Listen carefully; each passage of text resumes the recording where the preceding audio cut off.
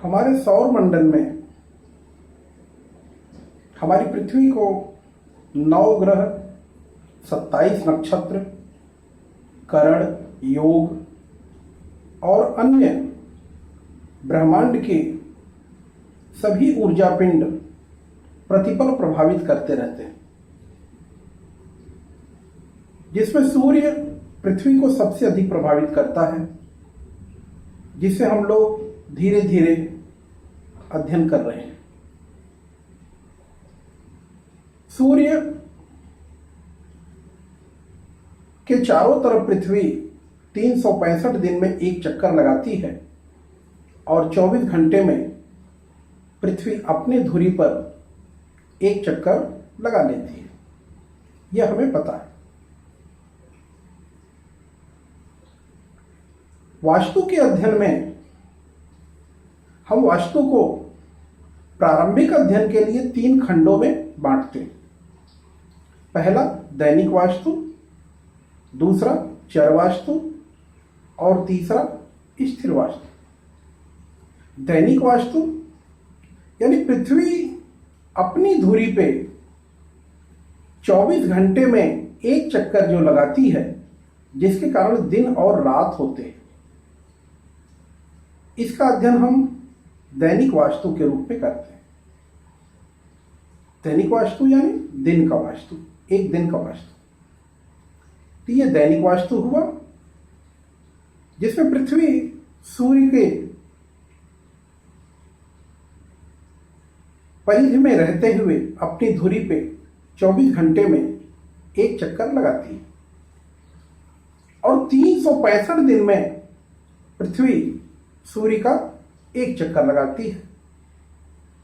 365 दिन या 12 महीने।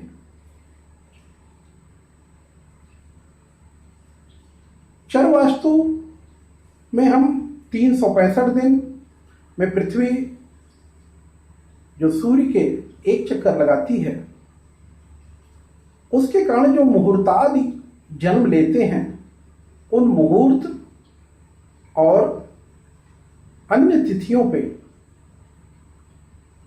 हम अध्ययन करते हैं, जिसे हम चर वास्तु कहते हैं, जो गृह प्रवेश, गृह निर्माण और अन्य शुभ कार्यों के लिए तिथियों का निर्धारण किया जाता है। मुहूर्तादि भी सूर्य की गति पे ही निर्भर है, सूर्य की ऊर्जा पे ही निर्भर है। सूर्य की ऊर्जा यानी पृथ्वी के मॉलिक्यूलर सिस्टम को, पृथ्वी की आणविक शक्ति को प्रभावित करने की जो मूल शक्ति है, वो सूर्य के ही पास है। जब सूर्योदय होता है तो पृथ्वी पे संश्लेषण की क्रिया शुरू होती है और पृथ्वी सूर्य से प्रतिपल तब तक प्रभावित होती रहती है जब तक कि सूर्यास्त न हो जाए। सूर्यास्त के बाद भी चंद्रमा की किरणों से जो पृथ्वी प्रभावित होती है, चंद्रमा की भी वो किरणें सूर्य से ही मिलती हैं। तो हम आते हैं दैनिक वास्तु का अध्ययन करते हैं। दैनिक वास्तु यानी सूर्य से प्रभावित होने वाली पृथ्वी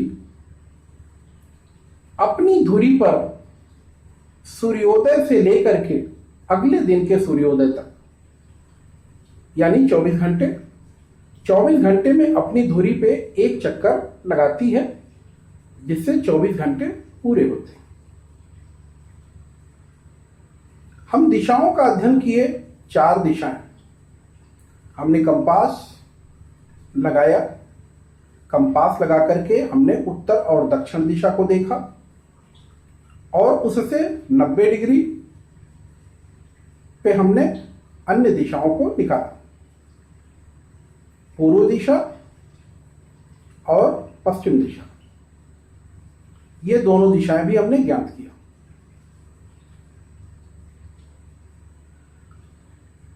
अध्ययन की दृष्टि से हम देखते हैं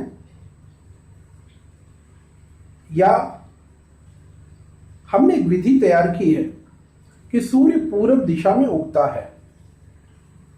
जो सूर्योदय की दिशा है उसको एक नाम दिया गया पूरब दिशा। जहां सूर्य डूबता है उसे एक नाम दिया गया पश्चिम दिशा।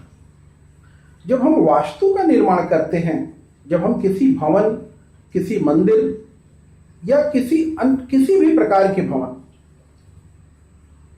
का जब निर्माण करते हैं तो हम उसकी एक वास्तु रचना पे ध्यान देते हैं। जैसी स्थिति है वैसा वास्तु होता है। जैसी स्थिति है नहीं,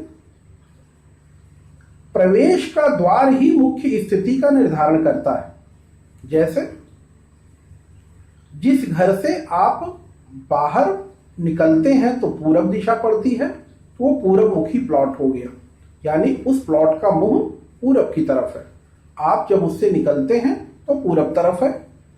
आप जब उस घर से बाहर निकलते हैं और प्लॉट से बाहर निकलते हुए, घर से बाहर निकलते हुए आपका मुंह यदि पश्चिम दिशा में है तो पश्चिम मुखी प्लॉट हुआ। उसी प्रकार आप जब घर से बाहर निकलते हैं तो उत्तर की तरफ आपका मुंह है, उत्तर दिशा की तरफ मुंह है, तो वो प्लॉट उत्तरमुखी हुआ। और जब दक्षिण की तरफ आप निकलते हैं तो वो प्लॉट दक्षिण मुखी हुआ। अध्ययन की दृष्टि से दिशाओं को नाम दिया गया है पूरब, दक्षिण, पश्चिम और उत्तर। सूर्य को हमने माना कि सूर्य पूरब दिशा से उगता है। सूर्य जब पूरब दिशा से उगता है तो पूर्व की दिशा में सबसे पहले पृथ्वी गर्म होती है, प्रकाश संश्लेषण की क्रिया प्रारंभ होती है और पृथ्वी की मॉलिक्यूलर एक्टिविटीज पूरब दिशा में सबसे पहले एक्टिव होती है। पूर्व दिशा के गर्म होने के कारण उस दिशा को राजवल्लभ ग्रंथ में ज्वाला कहा गया। यानी पूर्व दिशा जब गर्म होती है सबसे पहले तो उसे एक नाम दिया गया ज्वाला। इसको हम सामान्य रूप से अगर अध्ययन करना चाहें तो एक उदाहरण के साथ इसे अध्ययन करते हैं तो थोड़ा सा आसान हो जाएगा। एक लकड़ी को जब हम जलाते हैं तो उसमें सबसे पहले धुआं निकलता है। धुआं के बाद उसमें ज्वाला निकलती है, पूरी अग्नि प्रज्वलित होने लगती है। फिर जब वो लकड़ी पूरी तरह जल जाती है, अंगार बन जाती है, तो उस अंगार को नाम दिया दग्ध। दग्ध बिल्कुल जलता हुआ अंगार है, दग्ध है। और जब वो अंगार शांत होता है तो उसे नाम दिया भस्म। भस्म यानी राख, ऐश। भस्म भी कैसी है? गर्म है। और जब वो भस्म यानी राख ठंडी हो जाती है तो उसे नाम दिया शांत। तो इस प्रकार से दैनिक वास्तु का हम अध्ययन करते हैं कि जिस दिशा में सूर्य उगता है वह दिशा ज्वाला के नाम से जानी जाती है। तो कुल कितनी दिशाएं हैं? 4 मुख्य दिशाएं, और मैंने आप लोगों को बताया 4 उप दिशाएं, यानी 2 दिशाओं के मध्य की जो दिशा है वो उप दिशा। जैसे उत्तर और पूर्व के मध्य की, जो उत्तर पूर्व के मध्य की दिशा है उसका नाम ईशान। जो पूर्व और दक्षिण के मध्य की दिशा है उसका नाम अग्नि। जो दक्षिण और पश्चिम के मध्य की दिशा है उसका नाम नैऋत्य। और जो पश्चिम और उत्तर के मध्य की दिशा है उसका नाम वायव्य। ये 4 उप दिशाएं, तो कुल 8 दिशाएं हुई। और पृथ्वी अपनी धुरी पे 24 घंटे में एक बार चक्कर लगाती है।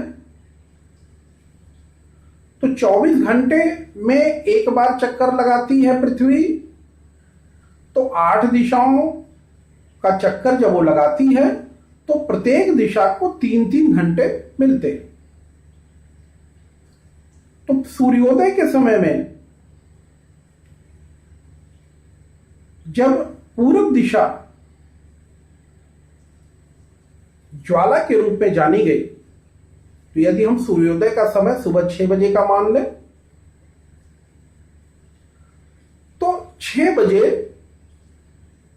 पूर्व की दिशा ज्वाला है और सूर्य जाएगा किधर? अग्निकोण की तरफ। अग्निकोण दक्षिण नैऋत्य से होता हुआ पश्चिम में सूर्य जाएगा। तो अग्निकोण क्या हुआ? धूम्र, यानी धुआं वहां निकल रहा है। जब पूरब दिशा ज्वाला हुई तो अग्निकोण धूम्र। 3 घंटे एक दिशा को जब मिले तो इसको इस प्रकार से बांटा गया है कि 1.5 घंटा पहले और 1.5 घंटा बाद, 1.5 घंटे पहले और 1.5 घंटे बाद तक एक दिशा गर्म है, ज्वाला है। पूरब से 1.5 घंटा पहले, यानी पूरब से 1.5 घंटा पहले की दिशा में जाएंगे तो ईशान, और 1.5 घंटे बाद जाएंगे तो नैऋत्य। तो 1.5 घंटे बाद की जो दिशा है जिधर सूर्य को जाना है वो धूम्र के नाम से जानी जा रही है। तो 6 बजे से 9 बजे तक का समय जो है वह पूर्व दिशा को ज्वाला के रूप में जाना गया। अब आगे बढ़ता हुआ सूर्य जब अग्निकोण में जाता है तो अग्निकोण का हो गया ज्वाला, अग्निकोण का नाम हो गया ज्वाला, और दक्षिण दिशा हो गई धूम्र, और पूरब दिशा को दग्ध के रूप में जाना गया। यानी यहां से अब ज्वाला पूरब दिशा से समाप्त हो जा रही है, यह दग्ध के रूप में जाना जाएगा। इसी प्रकार सूर्य आगे बढ़ते हुए जब नैऋत्य दिशा में जाता है तो नैऋत्य हो गई धूम्र, दक्षिण हो गई ज्वाला, अग्निकोण हो गया दग्ध, और पूर्व दिशा हो गई भस्म। नैऋत्य से आगे बढ़ता हुआ पश्चिम दिशा में जब हम जाते हैं तो सूर्य नैऋत्य में पहुंचा और नैऋत्य हो गया ज्वाला, और पश्चिम दिशा हो गई धूम्र। 1.5 घंटे का सभी का रेशियो चल रहा है।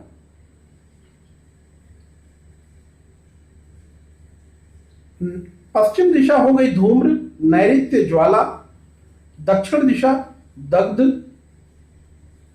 अग्निकोण भस्म, और पूर्व दिशा हो गई शांत। तो हम इस प्रकार देखते हैं कि सूर्य यात्रा करते हुए सायंकाल तक पहुंचता है पश्चिम दिशा में, और उस समय पूर्व दिशा हो जाती है शांत। इसी प्रकार से यह यात्रा का क्रम आगे बढ़ता है। सूर्य पश्चिम दिशा से वायव्य में जाता है। वायव्य की तरफ जब वो बढ़ता है तो वायव्य धूम्र, पश्चिम दिशा ज्वाला, नैऋत्य दग्ध, दक्षिण दिशा भस्म, और अग्निकोण शांत।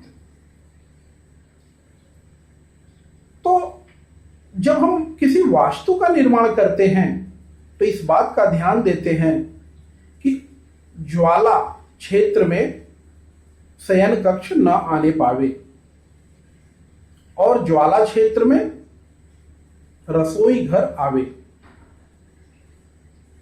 तो ज्वाला क्षेत्र में शयन कक्ष अगर आता है तो वहां पे गर्मी अधिक रहेगी और आपको नींद नहीं आएगी।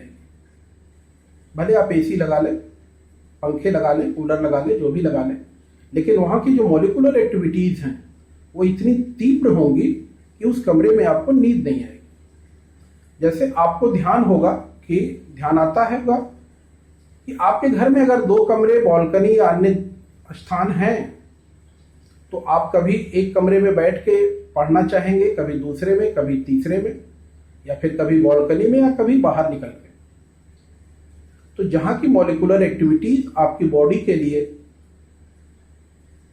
आपके मन को इस प्रकार का भाव देती हैं कि यहां सुख मिल रहा है, वहीं पे आप बैठ करके अध्ययन करते हैं या अपने अन्य काम करते हैं। इसे आप ध्यान से अध्ययन करें और इसमें जो ना समझ में आवे वो आगे आप बतावें, इसमें आगे आपको विस्तार दिया जाएगा।